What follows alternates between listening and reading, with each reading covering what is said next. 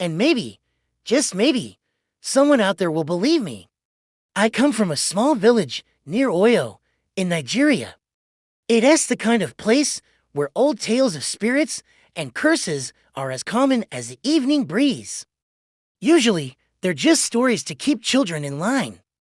But the story of Prince Adigan, no one ever jokes about that one. He was real, you see. A prince from a long time ago. They said he was cruel, a man who found amusement in other people's fear. He'd force servants to walk into the deep forest at night, just to see if they'd make it back. Many didn't. Then, one day, his father, the king, fell gravely ill. The oracles declared that a sacrifice was needed to save him something pure. Everyone assumed they meant a prize goat or a white chicken. But Prince Adigan had other ideas. He chose a young palace girl named Sua. People remembered her as kind and gentle. A light in the royal court, Adigan took her down to the river, and there he ended her life, washing his sword in the very water that now flows through our village. The terrible irony, the next day, the king died anyway. The sacrifice was for nothing. Enraged, the village elders placed a powerful curse on Adigan. He vanished without a trace. His body never found. They buried Sua by the river bank where she fell. But the old folks swear the ground wept blood as they dug her grave.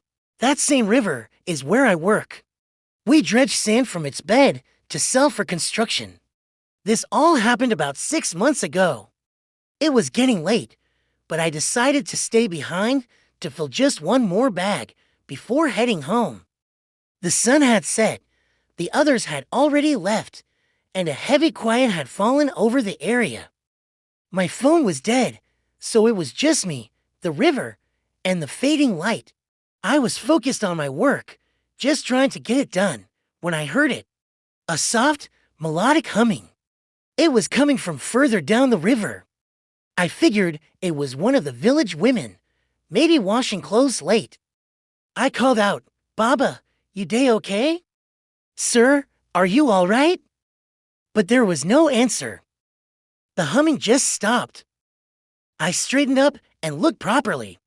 There was a man standing in the shallow water, his back to me. He was dressed in what looked like old, tattered royal garments, completely soaked through. He wasn't moving, just standing there. Slowly, he began to turn, and his face, I swear, the image is burned into my mind. His eyes were impossibly wide, as if he hadn't blinked in a century. His skin was a ghastly gray color, looking both dry and slick at the same time. And his smile, it was all wrong. A twisted, unnatural grin, like he was trying to remember how the expression was supposed to work. In a voice that was barely a whisper, a voice that felt ancient, he asked, "You know her name?" My blood ran cold. I couldn't find my voice. I finally managed to ask, "Whose name?" He tilted his head. "The girl. The one I gave to the water." In that moment, I knew. My heart hammered against my ribs. I whispered her name, the name from the story, Sua. A sound escaped his lips then, a sound I will never forget.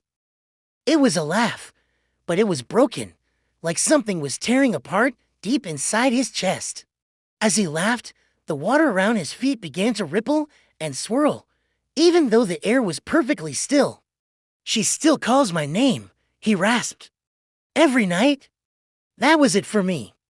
I dropped my shovel, turned, and ran.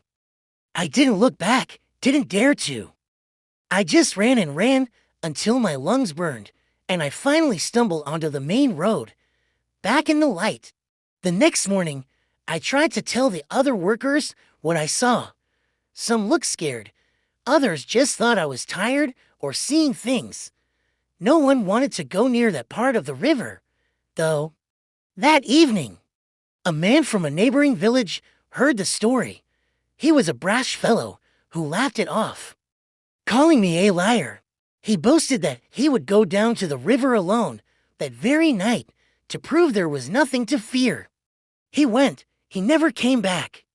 The next morning, they found his clothes neatly folded on the river bank. But there was no sign of him, just a dark, unsettling stain of blood in the water. Now, the stories in the village have changed.